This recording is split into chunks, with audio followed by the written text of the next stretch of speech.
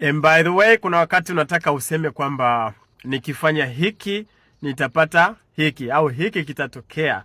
Hizi nazo pia zina pande mbili. Upande wa kwanza nikifanya hivi, kwa mfano nikija. Upande wa pili nitakuona. Basi nazo utasema hivi, if I, utaweka kitenzi cha kawaida hapa. Kwa mfano if I come.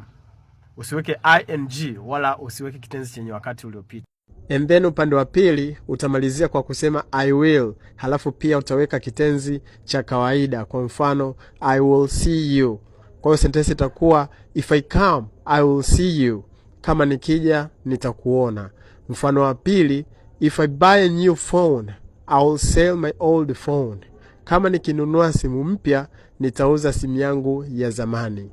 Niwekee mfano wa sentence moja kwenye comment inayotumia if I do this I will get this. Yani kama nikifanya hivi nitapata hiki au hiki kitatokea. Niwekee kwenye comment, nitasoma na nitatoa feedback.